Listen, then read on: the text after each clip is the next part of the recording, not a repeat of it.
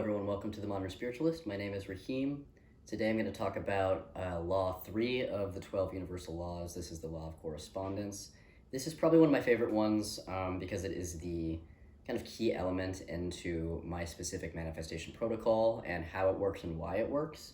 Basically, the Law of Correspondence states that your interior subconscious patterns, your mind-body connection and the energy and the emotions and the beliefs and the patterns flowing through it, including your ancestors and things like that too in past lives. Basically, the whole makeup of you, the energy that makes up you in the current moment, is creating on the screen of space the reality that's manifested, the world around you, right? The exterior world. And so it's saying that the outside world is just a reflection of the inner world, and there's a correspondence between the inner and the outer. And so whatever you're seeing outside of you, there's a direct correspondence into the same kind of internal patterns being played out inside of you. Some of the work that we do in my shamanic community is with the internalized racism, systemic racism, and social hierarchy that has created not only globally, like just through elitism, or in this America through racial inequity. One of the ways that we can sort of look at big problems like this is to go, okay, this is a huge problem, it's way bigger than me also. But I have this part of the problem inside of me because I am one with the world and the world is one with me and the outside reflects the inside. And so I can actually look into my own interior processing and say, okay, who in me is the victim of oppression, who in me is the perpetrator, who in me is standing by watching, the bystander, all of these different roles that we can take on in society. We also do that within our interior dialogues, even just, to ourselves, even if we're not hurting anyone else, because this really isn't about shame, this is about looking at what's really there so that we can identify the problems and heal them, right? Move through the problems, and the best way to do that is through you, because the more that you work on yourself and change those interior patterns, the more the outside world will reflect that change.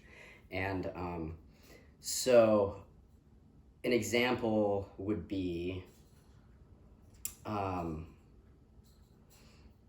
if you were I'm gonna take it out of the racial context and just take it into your conversations, your interior dialogue with yourself. Like if you were a person that constantly judged yourself, shamed yourself for, let's take the capitalist problem, then not doing enough constantly, always on the ladder, always need to do more. You're not of value if you're not working, making the money, whatever, right? That story, let's say you disagree with that story, but you are an American, you are part of this system, and you are being hurt by this story, right? You can then go into yourself and say, who in me is the apathetic boss that wants to keep me working overtime? Who in me is doing that to myself? Who in me is playing out patterns internally that is either keeping me in shame, keeping me in self-blame, keeping me in self-hatred, or keeping me from being able to do the things that you really want to do in life, such as self-care, nurturing yourself, finding a relationship, finding a job that you really care about, making your time and making it yours. And stepping out of that capitalist mindset ladder of you're not of value if you're not doing anything and making money to feed the system that's creating this oppression, right? And so it's all connected, and it all starts with you. No, you can't walk up to the fucking, you can't go to Washington, D.C. today and make the changes that you want to make. Of course not. And of course, some of those changes could be good changes. Some of those changes you don't really know the full repercussions of. And so it's another good thing to sort of always be questioning your own assumptions, because we all think we know. And, we all know some things, and there's things that we don't know, and we don't know what we don't know. And so stepping out of assumption is an important thing. And then taking ownership of your own internal patterns instead of saying this is somebody else's fault. Or on the flip side of that, just wanting to take action to make change and feeling like you can't do the campaigning today. That's gonna get that you just don't have the power within your field of influence, and that's fine. None of that's your job then. Your responsibility is you, your own heart, your own mind, your own body, your own soul, because whatever you do inside of yourself is gonna be reflected out. And so if you can really isolate, get into your own emotions, take ownership, say who in me is the victim, who in me is the perpetrator, who in me is the bystander, who in me is the hero, and how can all of these things sort of be consolidated so I can find the truth, right? And that is when life changes. I use really big themes today. I'm not really sure why. That's just kind of what was flowing through me. It's just important. But you don't have to use these big global things if you're just trying to get a hold of your own life. You know, you can just, I mean, they're interconnected, so you can't really do this work without looking at these big themes, because the big themes are the oppressive themes, and the oppressive themes are what we're up against. And so even if you're just trying to find your own footing in your own life and you don't care about all this other big stuff so much, you still need to be able to show up for what does my life look like, and why doesn't it look the way that I want it to look, because all of it is just the logical conclusion of what's going on inside of yourself, because what goes on inside of yourself is the behavior that you're then displaying. For instance, I mean, you could look at unconscious patterns.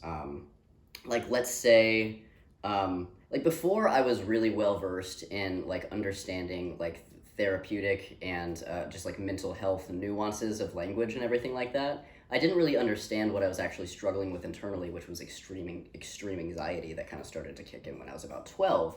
And because I didn't have a name for this anxiety, instead, anxiety just colored my life, and I looked at life through that lens of my anxiety, which means that life was very, very scary. Life was very, very broken. Things were going to fall apart at any moment, all the time, right? And every little obstacle was the thing that was going to kill me. And I thought all of those things were true, that life was that dangerous, that all of these things were going to kill me. That wasn't actually true. I was just so anxious and not seeing the anxiety for what it was, so I couldn't locate the anxiety and say, oh, all of this is just anxiety. I was just in this story that the anxiety was telling me, right? And so you have to really be able to step out of yourself and say, what am I really dealing with here? If I don't know, how can I get help? You know, because the more information you have about yourself, the more tools and resources will be open to you to resolve, and then the more likely that the inside will be something you want to see, and then the outside becomes that, right? And so, you know, it all starts with you. And the reason why this one is my favorite is because for manifestation, it's just golden, because every little change you make incrementally inside of yourself changes the outside world, and your life gets better. And it happens on the micro and the macro levels if you're paying attention. And this is the major course of what I do in my protocol, is teach people how to rewire trauma responses, which rewires the belief systems, which rewires your reality. One more announcement to make, because it's a good segue into this. My manifestation coaching program is live and active. It is a one-on-one program, so if you're interested, you just reach out to me and we set it up for whatever you want at your leisure. It is once a week for an hour, and tuition for the rest of the year will be $1,000 moving forward, except for the sale that I'm running from now through Valentine's Day, which is $660 for the full 8 weeks. So get that while you can, because this is really valuable stuff. One of the reasons why it is priced the way it is because A, it's 8 weeks for the full thing. You can pay however you want, but B, it's such deep, you know, valuable work that it changes me too. Like, every time I work with a client, because of the law of correspondence, every time I work with a client and they move through some of their trauma, that trauma moves through me as well, and we're healing that all together. So the better I get at manifestation, the better my clients get, the better they get, the better I get, and it's the law of correspondence. It goes in a circle, right? Same with the healing. The more they heal, the more I heal, and it kind of goes like this, which means it's real work for me. And so it's priced at that because that is the value. I think that's actually still incredibly low pricing, because I still want this to be affordable, but it is extremely valuable information, so I encourage you to sign up. And you can email me or visit my website. That will be in the description box below. Okay, so thank you. Like this video if you liked it. Comment if you want to see the next video, or comment if you liked it, and subscribe if you want to see the next video. And I will see you guys next time.